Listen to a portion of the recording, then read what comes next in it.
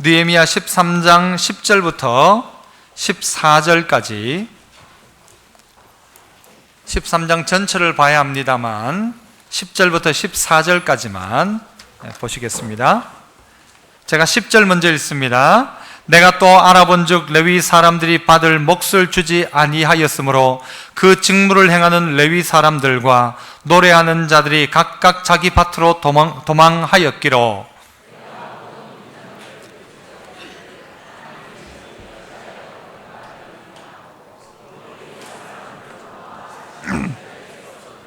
이에 온 유다가 곡식과 새 포도주와 기름의 11조를 가져다가 곡간에 드림으로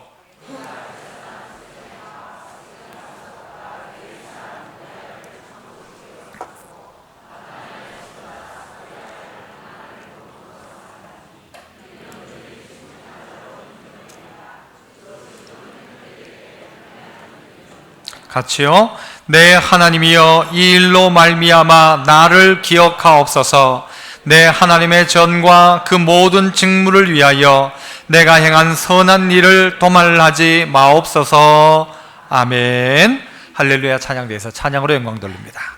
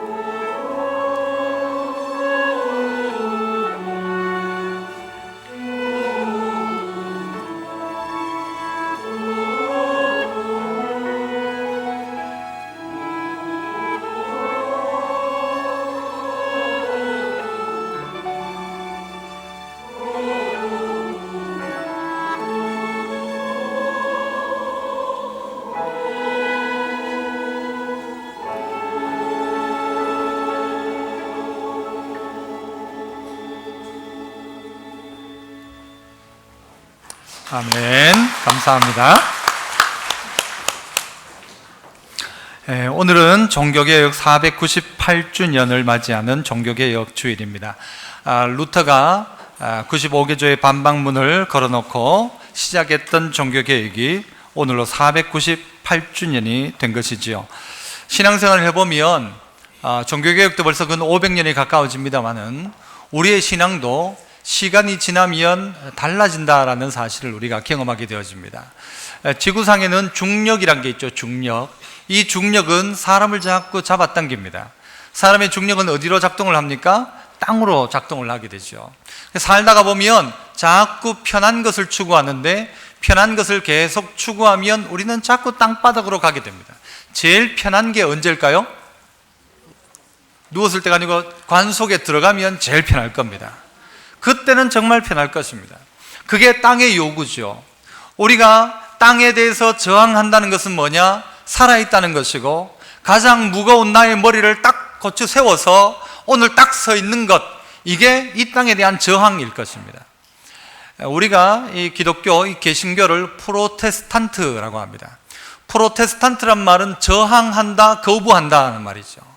이 땅이 우리를 당기고 이 땅의 어떤 관습과 이 땅의 사람의 어떤 것 가운데서 저항하고 똑바로 서 있는 것이라고 할 수 있을 것입니다.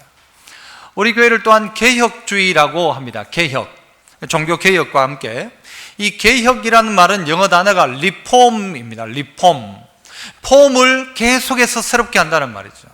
우리 사람들도 계속해서 변화하고 있다는 것을 우리가 알고 있을 겁니다. 인식하든 못하든 우리는 이미 변화하고 있습니다. 어떤 변화가 있나요?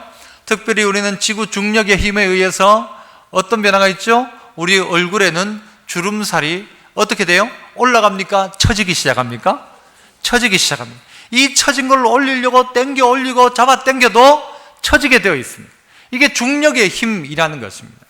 세상 앞에 그냥 가만히 두면 편안하게 있으면 어떻게 되는가? 결국 우리는 눕는 것입니다. 결국 우리는 편안함을 쫓아가다가는 망하게 되어 있는 것이 우리 사람이라는 것이죠. 신앙생활도 똑같은 것입니다. 편한 것을 추구하지 말고 평안을 추구하는 것입니다. 편한 것이 아니란 말이죠.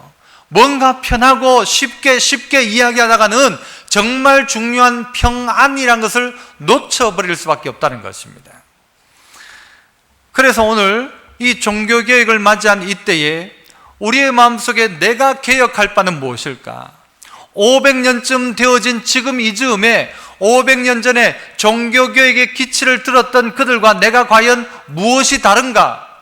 그들이 오늘 이 시대를 살고 있는 우리에게 뭐라고 이야기할까? 아니, 우리의 신앙의 선배들이 믿음으로 살았던 우리나라의 신앙의 선배들도 지금 이 시대를 살아가는 우리 보고 뭐라고 이야기할까? 생각해 볼 필요가 있다는 것입니다. 가만히 있으면 우리는 죄로 나아가고, 가만히 두면 우리는 변질되고, 가만히 두면 편한 것 쫓다가 결국 본질을 다 놓쳐버린다는 사실을 안다면 우리가 어떻게 할 바를 오늘 말씀 속에서 몇 가지 해답을 찾았으면 좋겠습니다. 오늘 본문 느헤미야 13장은요, 느헤미야 10장과의 연결 속에 있는 내용입니다. 느헤미야 10장 가운데 어떤 이야기가 나오는가 하면 이스라엘 백성들이 우리가 바벨론의 포로로 잡혀갔던 이유가 무엇인가에 대한 분석들을 하게 합니다. 그리고 그 분석을 끝내고 난 다음에 우리가 그렇게 고생했던 이유는 바로 이런 것들이기 때문에 우리가 하나님 앞에 이렇게 하자라고 하나님과 언약을 맺게 됩니다. 그 언약의 대표자들은요, 레위인과 제사장들, 제사장 23명과 레위지파 17명, 그리고 12지파에 대표되는 레위지파를 제외한 그들이 각각 4명씩 해서 44명, 총 84명이 모여서 하나님 앞에 도장을 찍게 됩니다. 그 찍었던 계약서의 내용이 뭐냐? 그 첫 번째는요, 이방 결혼을 하지 않겠다는 거예요. 우리 바로 앞에 있으니까 한번 보실래요? 느헤미야 10장을 한번 펴보십시오. 10장 30절에 보면 뭐라고 이야기하는가? 우리의 딸들을 이 땅 백성에게 주지 아니하고 우리의 아들들을 위하여 그들의 딸들을 데려오지 아니할 것이다. 뭐예요? 이방 믿지 않는 자와 결혼하지 않겠다. 신앙의 정조를 썩지 않겠다는 말이죠. 또 32절에 보면 우리가 또 스스로 규례를 정하기를 해마다 각기 세겔의 3분의 1을 수납하여 하나님의 전을 위하여 쓰게 한다라고 이야기합니다. 하나님의 전을 위해서 3분의 1 세겔을 우리가 전을 위해서 쓰겠다, 자발적으로 이렇게 이야기합니다. 그리고 더 나아가 37절에는 마지막 부분에 우리 산물의 11조를 레위 사람들에게 주리라. 그리고 또 39절 마지막에 가면 우리가 우리 하나님의 전을 버려두지 아니하리라. 이런 약속을 하면서 하나님과 도장을 찍는다는 것입니다. 이걸 좀 더 분류해 보면 세 가지입니다. 하나는 이방 결혼하지 않겠다. 두 번째는 안식을 기억해서 하나님 예배하는 것 소홀하지 않겠다. 여호와의 전을 소홀하게 하지 않겠다. 세 번째는 11조를 구별하여 하나님 앞에 반드시 드리겠다. 이 세 가지를 이스라엘 백성의 대표자 84명이 도장을 찍고 하나님과 언약을 하게 됩니다. 엄청난 언약이죠. 그때 당시로 보자면, 그들의 신앙으로 따지자면 정말 개혁적인 일을 한 것입니다. 이스라엘의 종교개혁이 일어난 것입니다. 그런데 문제는 이들이 그렇게 약속하고 그렇게 살아갔지만 10년이 지나간 것입니다. 10년이 지나가자 그들이 바뀌기 시작하더라는 것이죠. 가만히 그들이 가지고 있던 것을 열심히 지킬 줄로 알았는데 10년이 지나가니까 특이하게도 그들이 하나님하고 했던 약속 그대로 어기기 시작합니다. 그 약속을 정말 반항이라도 하듯이 그 약속을 다 깨버리는 것입니다. 우리의 신앙들도 그렇지 않습니까? 한때는 우리의 신앙이 불덩어리였는데, 여러분 한때 그럴 때가 있었지 않습니까? 불덩어리였는데 지금은 뭐가 되었어요? 어떤 사람이 불덩어리였는데 나중에 되니까 그 사람이 숯덩어리가 되대. 숯덩어리가. 여러분은 불덩어리입니까? 지금 숯덩어리입니까? 우리 서로 한번 물어보실게요. 확인하고 가야 될 바예요. 옆 사람에게 당신은 숯덩어리입니까? 불덩어리입니까? 한번 물어볼까요? 아니, 한번 물어보세요. 그리고 대답도 한번 들어보세요. 제가 여러분에게 물어볼게요. 여러분은 불덩어리입니까? 숯덩어리입니까? 숯덩어리예요? 중층에 불덩어리입니까? 숯덩어리입니까? 대답 안 하겠어요? 10년이 지나갔어요. 10년. 많이 지나간 것도 아니에요. 도장을 찍고 그들이요 정말 처절하게 울면서 도장 찍은 거예요. 왜 우리가 이런 고생을 했는가? 우리의 역사를 돌아보고 나니까 우리가 그렇게 포로 생활을 한 이유는 이것 때문이더라. 그래서 이 사실을 기록한 거예요. 그리고 도장을 찍었던 거예요. 그런데 이들이 10년이 지나간 쯤에 보니까 다 어기고 있더라는 거죠. 그 불덩어리 같은 믿음이 지금은 숯덩어리가 되어가지고는 아무런 불기가 없어요. 온기가 아무것도 없더라는 거죠. 왜 그렇게 되었는가? 그런 면에서 우리는 어떻게 해야 될 것인가? 개혁, 그 다음에 그 후에 새로운 개혁을 어떻게 해야 될 것인가? 그 첫 번째는요, 따라해 볼까요? 개혁은 말씀으로 시작하라. 개혁은 말씀부터 시작하는 것입니다. 이스라엘 백성이 말씀을 놓으니까 아무것도 되는 일이 없는 것입니다. 왜냐하면 기준이 없으니까요. 말씀을 들으면 우리가 잘못되었다, 우리가 잘못 가고 있구나 깨닫는데, 말씀을 듣지를 않으니까 아무런 변화가 없는 거예요. 오늘 본문 13장 1절에도요 그들이 말씀을 딱 들으니까 어떤 변화가 있는가? 하나님께서 암몬과 모압 족속은 아니라고 했다. 이 말씀들을 기억해내는 거예요. 아닌 건 아닌 거라는 사실을 깨닫는 거예요. 그런데 말씀이 없으면 아무것도 없는 것입니다. 종교개혁이 어떻게 일어난 것입니까? 독일에 이제 루터를 통하여서 독일어로 번역된 성경이 그들에게 보급되기 시작합니다. 이 구텐베르그가 활자술로 말미암아 금속 활자가 여러분 성경을 번역하게 만든 거예요. 그리고 그 성경책을 사람들이 읽기 시작하는 거예요. 읽으면서 그들이 깨닫기 시작하는 거예요.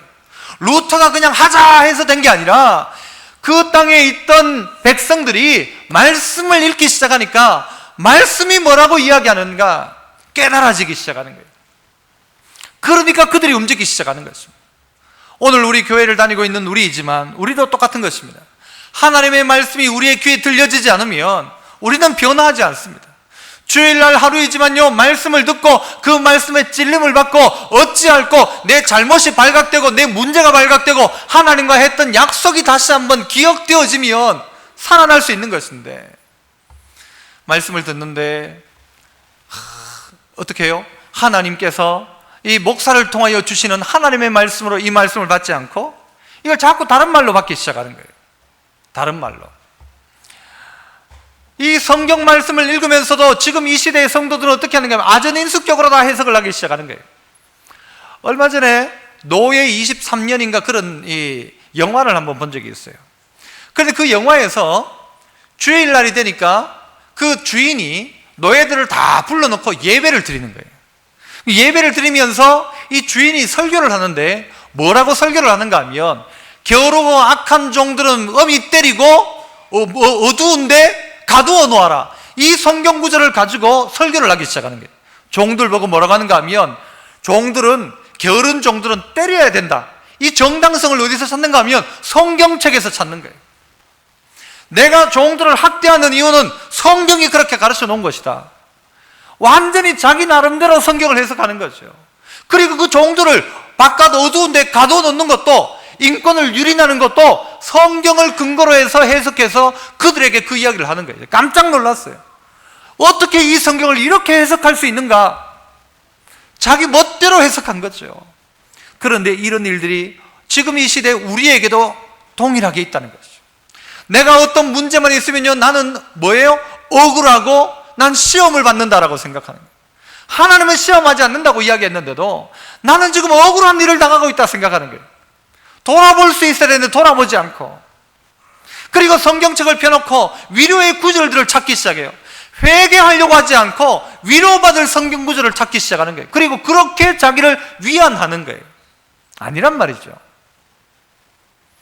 우리는 남에게 성경 말씀을 적용을 잘합니다.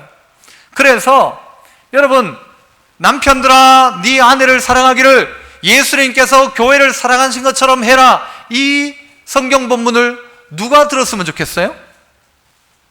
그 성경 구절을 남편이 들어야 돼요? 아내가 들어야 돼요? 남편이 들어야 되죠. 그런데 누가 은혜 받아요? 그 구절에? 그 구절에 누가 은혜 받아요? 남편들아 하는 구절에 여자들이 은혜를 받아요. 그래가지고 뭐라고 해요? 성경 좀 봐라. 남편들아 아내를 자기 몸처럼 사랑하라고 했는데 당신 그래가 되겠냐라고 아내들이 은혜 받고 그 말에 남편들에게 손가락질을 합니다. 당신 이렇게 하라고. 아내들아 네 남편에게 복종해라. 이 말은 누가 잘 써요? 아내들이 해요? 아내들이 날마다 큐티하면서 성경이 아내들아 남편에게 복종하라 했으니까 하나님 내가 어떻게 하면 남편에게 복종할까요? 이렇게 합니까? 이건 남편들이 써요. 남편들이 아내 보고 성경 좀 똑바로 봐라. 성경에 보면 아내들아 남편에게 복종하라고 했는데 당신 뭐 하는 거냐? 성경을 다 자기 멋대로 해석하는 거예요. 내게 주시는 말씀으로 받지 않고 다른 사람에게 주는 말씀으로 받기 시작하는 거예요. 자녀들아 하는 그 말은요, 자녀들이 받아야 되는데 아버지가 그 말에 막 은혜를 받기 시작하는 거예요. 아니란 말이죠. 오늘 하나님 말씀이 내게 부닥치고 있는데 내가 그 말씀 앞에 반응하지 않는다는 것이죠. 그러면 우리 안에 변화는 아무것도 일어나지 않습니다. 하나님이 내게 말씀하신다. 오늘 내게 말씀하신다. 어떤 분들은요, 참 목사님 요즘 막 은혜 받습니다 하는 분도 있지만요, 어떤 분들은 마음속에 그렇게 생각하는 분도 있을 수 있을 거예요. 요즘 목사님 말씀에 은혜가 안 돼. 은혜가 안 돼. 누구 책임입니까? 누구 책임이에요? 목사 책임이에요? 지 책임이에요? 어떤 사람들은요, 이 모든 책임을 누군가에게 넘기는 거예요. 내가 은혜 받지 못하는 이유는 바로 당신 때문이다. 목사가 설교만 똑바로 해봐라. 내가 은혜 받는다. 여러분, 오늘 나에게 주는 하나님의 말씀으로 목사도 받아야 되고 성도들도 받아야 되는 거예요. 그런데 우리 안에 그 떨림들이 사라지기 시작해요. 말씀 가운데. 목사가 처음 제가 이 교회에 와서 설교할 때요, 발발발발 떨렸어요. 장로님들 중에 처음 임직을 받고요, 여러분 기도하러 처음 올라왔던 장로님들 뒤에서 보면요, 제가 보잖아요, 요 상이 다다다다 떨려요. 그 떨림이 10년이 지나가면 절대 안 떨립니다. 말씀이 떨림으로 다가오지 않아요. 오늘 또 목사님 설교하신다로 듣는 거예요. 그냥 하나님이 오늘 내게 말씀하신다로 들으면 변화가 일어나는데, 이게 말씀을 하나님 말씀으로 받지 않으니까 변화가 일어나지 않는 거예요. 오늘 이 이스라엘 백성들의 새로운 개혁도 어디서부터 시작하는가? 말씀부터 시작하는 것입니다.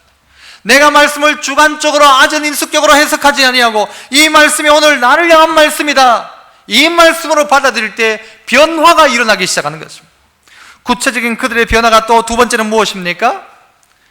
8절과 9절 말씀입니다. 우리 같이 한번 읽어보시죠. 느헤미야 13장 8절과 9절 같이 시작. 내가 심히 근심하여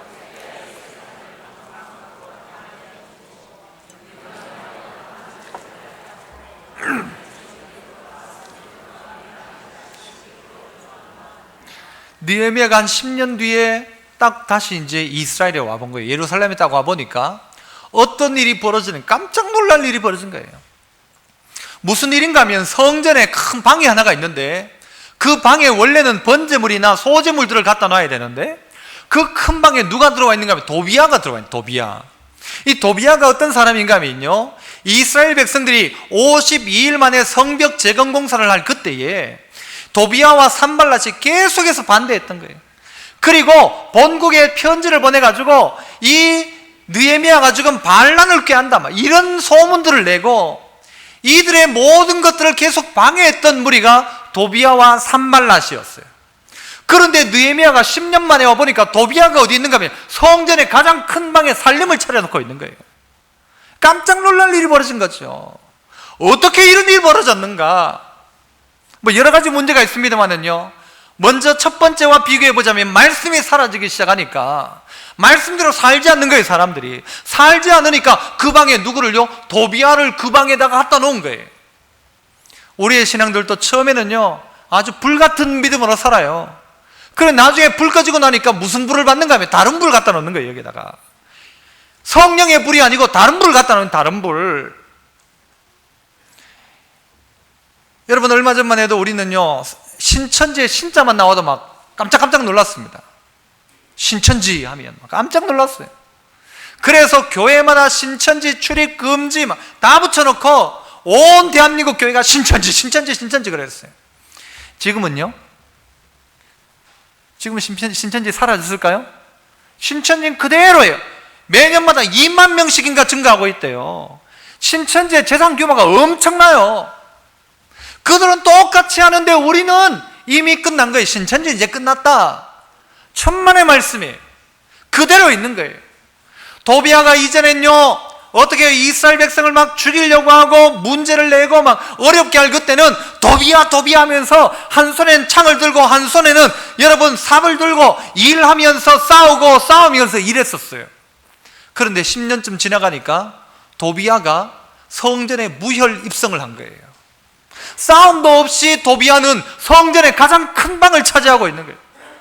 내 마음 성전 안에도 이전에는 이건 안 된다, 저것도 안 된다, 믿음으로 살자 했는데 그 불덩어리가 꺼지기 시작하니까 나중에는 여기다가 호롱불 켜놓고 촛불 켜놓고 있는 거예요. 성령의 불은 사라지고 도비야가 내 마음의 한 구석자리를 가득 차지하고 있다는 거죠. 개혁 대상이라는 것입니다. 내 마음에 과연 뭐가 주인이 되어 있는가? 우리 교회에 뭐가 주인이 되어 있는가? 세상의 방법과 세상의 것들이 교회 속에 다 들어와서 주인 노릇하고 있는 이 시대, 교회를 꼭 이야기 안 해도 내 마음을 보면 알 수 있잖아요.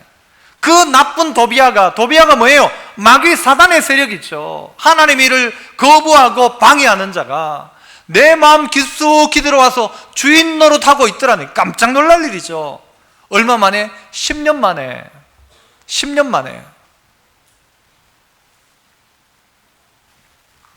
오늘 우리 스스로를 돌아보아야 합니다. 우리가 요즘 찬양하는 찬양 중에 교회를 교회되게, 예배를 예배되게 우리를 사용하소서라는 찬양이 있죠. 교회가 교회되는 것, 예배가 예배되는 것, 이게 개혁 아니겠습니까? 교회 안에 도비야가 들어오지 못하도록, 도비야가 자리 잡지 못하도록 해야 되는데 교회 깊은 구석 안에 도비야가 자리를 잡고 있는 거예요. 내 마음에도 도비야가 자리를 잡고 있는 거예요. 편한 대로 하자, 좋은 대로 하자, 돈만 내면 된다. 신앙생활 좀 못해도 돈 잘 벌면 그게 신앙생활 잘하는 거다, 인 것처럼 생각하는 도비야가 깊숙이 들어와 있어요. 아무런 방해도 받지 않고 내 마음 가장 깊숙한 곳에. 오늘 내 스스로가 새로워지지 않으면 이런 문제에 있어서 프로테스탄트 저항하지 않으면 우리는 저항하지 않고 가만히 있다가요 그냥 적들에게 그냥 다 고스란히 다 뺏기는 거예요. 고스란히 다 뺏겨요. 이런 일들이 교회 안에 일어나고 있습니다. 어떤 신천지들은요 교회 안에 사람을 보내요. 보내가지고 점점 세력을 키우고는 그 다음에 어떻게 하는가 하면 목사 쫓아내고 나중에는 그 교회를요 신천지 교회 사람을 데려다가 목사로 세워놓고 그렇게 만들어진 교회들이 있어요. 지금도 고스란히 도비아가 그 자리를 차지하는 거예요. 그러므로 우리의 개혁은 뭐냐? 도비아를 쫓아내는 거예요. 느헤미야가 와가지고 어떻게 해요? 도비아의 세간살이를 전부 창문 밖으로 다 던져버렸어요. 꽃이다 안 꽃이다? 꽃이다. 느헤미야가 그렇게 한 거예요. 아무도 쫓아내지 못하고 있었어요. 어느 순간 들어와 있는 도비아, 이전에는 칼과 창으로 막았던 도비아가 지금 교회 안에 다 들어와 있다고요. 세속적인 생각들이 교회 안에 다 들어와 있어요. 교회가 아니에요. 어떨 때 보면 교회가 동호회가 되기도 하고, 어떨 때는 교회 안에서 막 이 사람한테 돈 빌리고 저 사람한테 돈 빌리고 그런 자리가 되기도 하고. 여러분, 교회 안에서요 뭐 이런 이야기 나왔을 때 절대 돈 빌려주는 건 아닙니다. 누가 돈 좀 빌려달라고 하면 내가 목사님한테 한번 물어볼게 하고 저한테 물어보십시오. 저는 뭐라고 대답할까요? 안 된다고 대답할 거예요. 빌려줄 것 같으면 빌려주지 말고 돈이 있으면 그냥 좀 주십시오 그 사람에게 라고 할 거예요. 교회가 이상한 교회가 되어져 가요. 이상한 것들이 속이 교회 안에서 자리를 잡기 시작하는 거예요. 개혁의 대상이라는 것이죠. 교회 안에 있는 도비아를 쫓아내라는 것입니다. 성전의 가장 큰 자리를 차지하고 있는 도비아를 쫓아내라. 세 번째는요 10절 말씀입니다. 10절 말씀 또 같이 한번 읽습니다. 시작.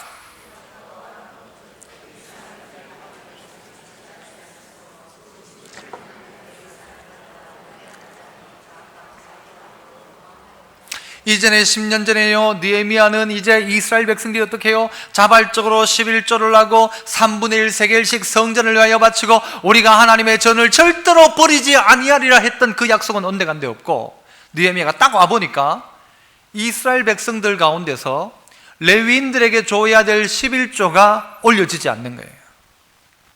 그러니까 레위인들이 먹고 살 게 없잖아요. 그러니까 어떻게 해요? 전부 다 자기 집으로 도망가 버렸다는 거예요. 아니, 하나님을 향하여 예배해야 될 레위인들이, 하나님을 향하여 제사 드려야 될 제사장들이 제사를 하지 않고 레위인들이 자기의 몫을 감당치 않는 거예요. 왜? 굶어 죽겠다는 거예요. 굶어 죽겠다. 우리가 이스라엘 백성들이 내는 헌금과 11조를 가지고 먹고 사는 레위지파인데 레위지파가 굶어 죽겠다, 우리 그만 못하겠다라는 거예요. 요즘 말로 하면 목사 못해 먹겠다라는 거예요. 왜? 배고파서 못해 먹겠다. 그 일이 왜 일어난 겁니까? 이스라엘 백성들이 하나님과의 그 약속을 지키지 않는 거예요. 다른 욕심이 생겼겠지요. 다른 마음도 생겼겠지요. 이거 안 하고 내가 가지면 점점 더 많아지는 것처럼 느껴졌겠지요. 그래서 우리의 물질이 어디에 사용되는가를 보면 그 사람의 됨됨이, 신앙의 됨됨이를 알 수 있습니다. 그게 자기 자신의 신앙의 고백이거든요. 그런데 이스라엘이 이 고백을, 이 약속을, 하나님과의 고백을, 약속을 지키지 않는 것입니다. 말라기 성경에 보면 하나님이 이 부분에 대해서 노하시면서 이렇게 말씀하시죠. 사람이 어찌 하나님의 것을 도적질하겠느냐? 그러나 너희는 나의 것을 도적질하고 말하기를 우리가 어떻게 주의 것을 도적질 하였나이까 할 것이다. 우리가 언제 도적질했습니까 하나님? 이라고 할 것이다. 그건 뭐냐? 네가 도적질한 것은 곧 11조와 헌물이다. 말라기 3장 9절에 너희 곧 온 나라가 나의 것을 도적질하였으므로 너희가 저주를 받았느냐? 만군의 여호와가 이르노라 너희의 온전한 11조를 창고에 들여 나의 집에 양식이 있게 하고 그것으로 나를 시험하여 내가 하늘 문을 열고 너희에게 복을 쌓을 것이 없도록 붙지 아니하나 보라. 하나님 말씀입니다. 하나님이 이렇게 말씀하시는 거예요. 신앙의 고백이기 때문에 그렇습니다. 하나님이 백성들 앵벌이 시켜놓고 그 중에 얼마를 수수료처럼 떼는 게 아니라 하나님이 이스라엘 백성 가운데 주신 복에 대한 확인인 것입니다. 하나님이 내게 주셨다. 그러므로 나는 나의 것 가운데 10분의 1을 구별하여 하나님 앞에 드리겠나이다. 이게 이스라엘의 고백인 거예요. 신앙 고백인 거예요. 그런데 이게 지켜지지 않는 것입니다. 이게 지켜지지 않으니까 이스라엘 백성들이 이 부분을 지키지 않으니까 어떻게 해요? 레위인들이 굶기 시작해요. 그러니까 레위인들은 각기 집으로 흩어지기 시작해요. 결국 그러니까 어떻게 돼요? 이스라엘 가운데는 말씀을 전하는 자도 없고, 그러니까 깨달음도 없고, 그러니까 이 예루살렘 성전 안에 필요한 창고 곳간 안에는 쌓아놓을 게 없는 거예요. 쌓아놓을 게 없으니까 누구 보고 들어와서 살라는 게, 도비야 네가 들어와서 살아라. 결국 그렇게 가는 겁니다. 하나를 놓쳐버리면 다 놓쳐버리는 것입니다. 우리의 신앙의 고백의 말씀을 놓쳐버리면, 하나님을 향한 헌신을 놓쳐버리면 결국 도비아가 그 자리를 차지하고 있는 것입니다. 여러분, 우리 물질이 어디에 사용되고 있습니까? 어디에 우리의 물질이 사용됩니까? 요즘 많은 사람들의 최고의 관심은 제가 봤을 때에 TV를 틀어보면 그 우리나라 지금 시대의 흐름을 알 수 있습니다. 우리나라 지금 TV에서 제일 많이 하는 게 뭔가 하면요, 전부 음식 프로그램입니다. 뭐 어떻게 만들어 먹을까? 이래 만들면 더 맛있다, 저래 만들면 더 맛있다, 설탕을 뿌려라, 고춧가루를 뿌려라, 무슨 기름을 써라, 요렇게 먹어라, 저렇게 먹어라, 찢어 먹어라, 볶아 먹어라, 이건 삶아 먹어라. 전부 다 여러분 보세요. TV 전부 음식 방송이에요. 너무너무 잘 먹도록 우리에게 가르치고 있는데, 여러분 기억해 보세요. 우리가 그렇게 잘 먹고 있는 동안 누구는 굶고 있다는 이야기를 했잖아요.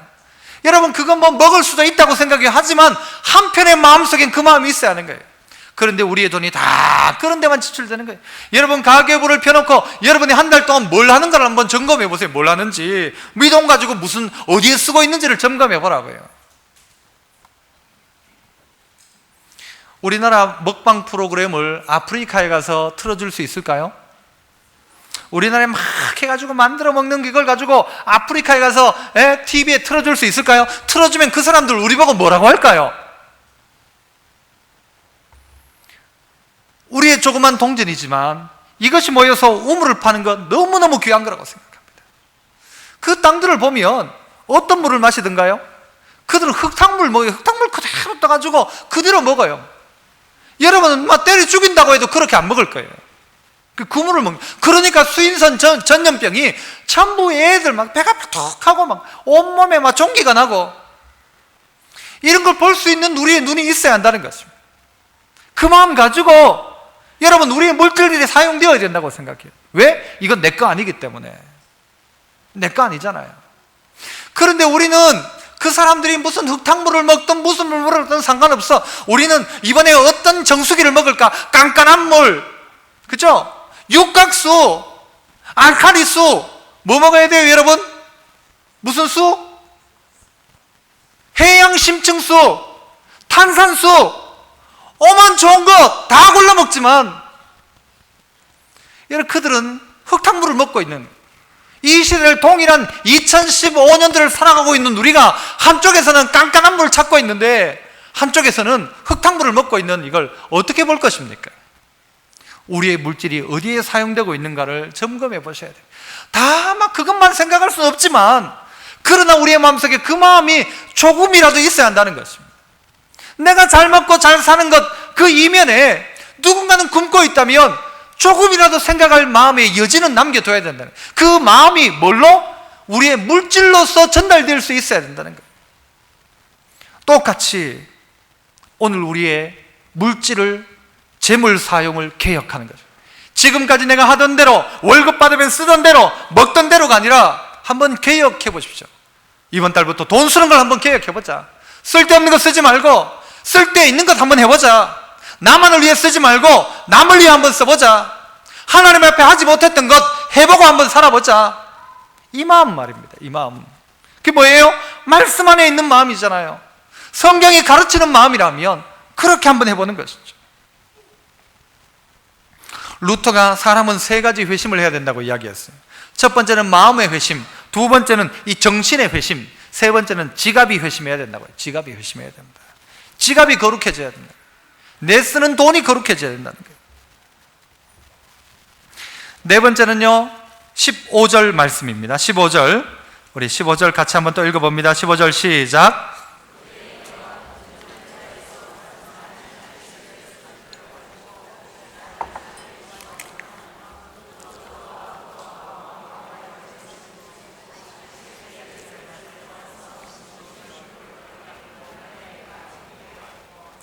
이스라엘의 또 다시 10년 후에 또 다른 개혁은, 오늘 우리의 또 다른 개혁 하나는 뭔가 하면요, 시간을 개혁하는 것입니다.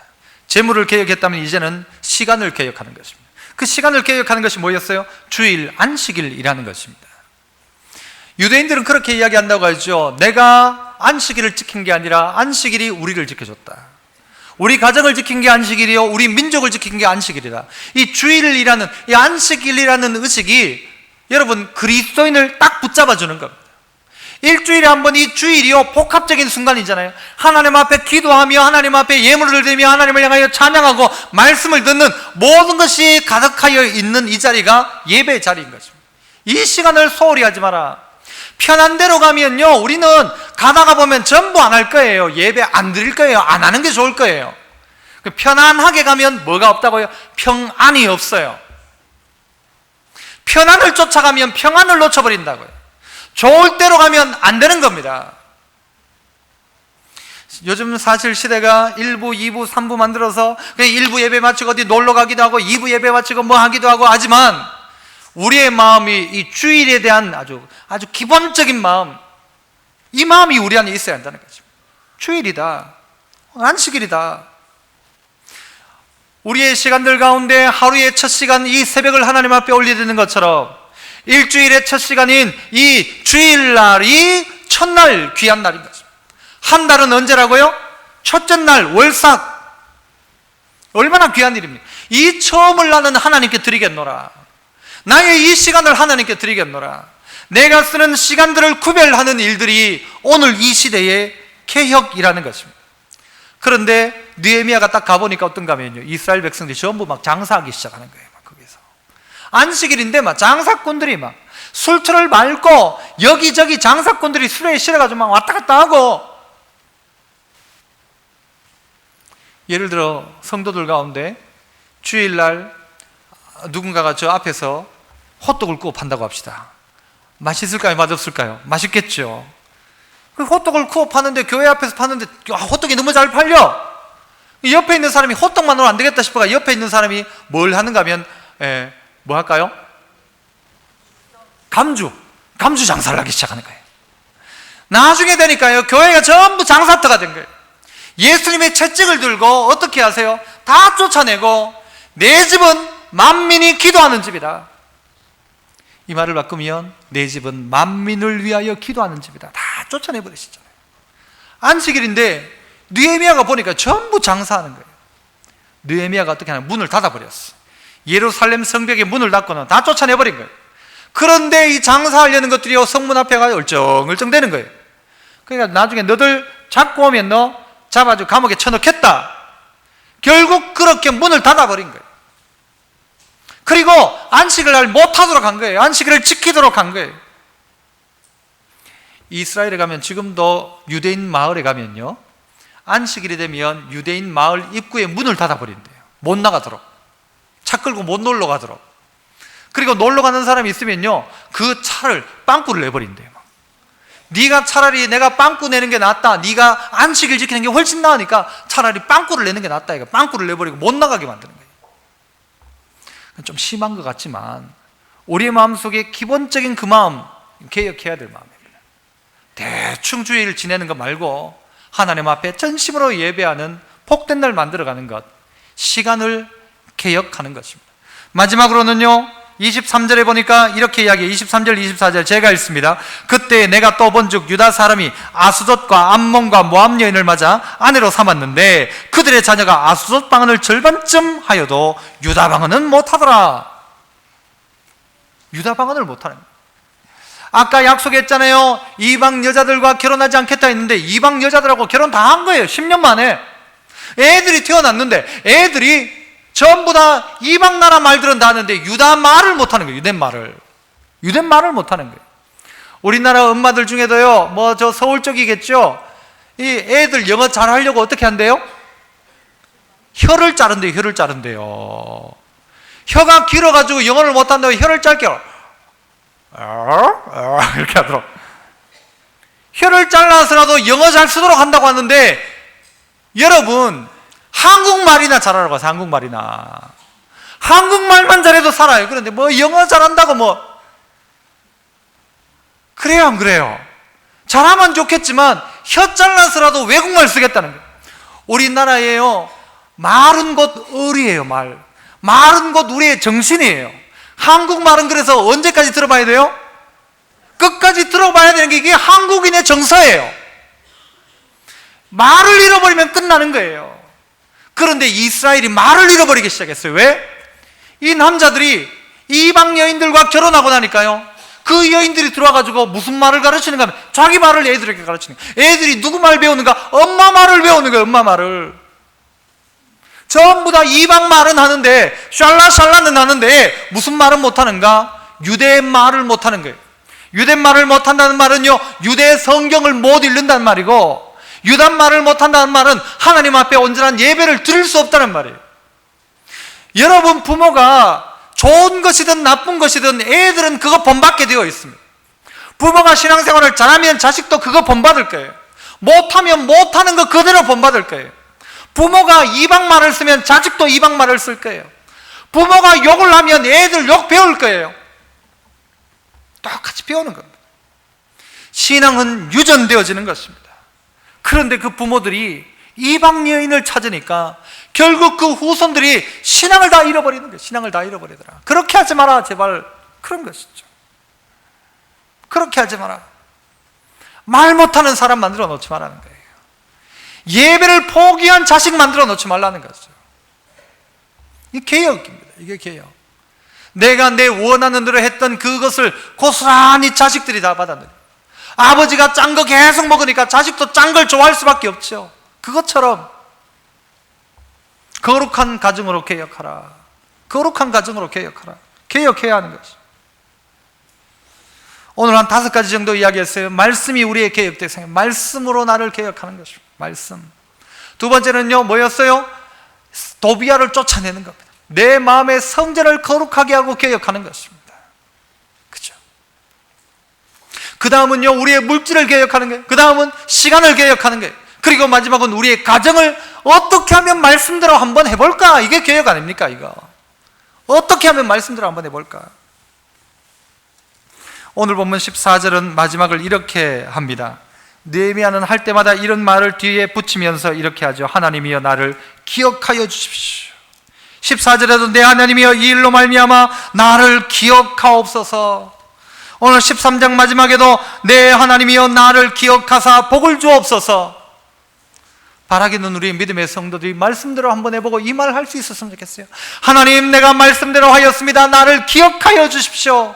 내가 행한 이 일을 기억하여 주십시오. 그런데 우리의 대부분은 뭐라고 하는가 하면 하나님 이제 보십시오.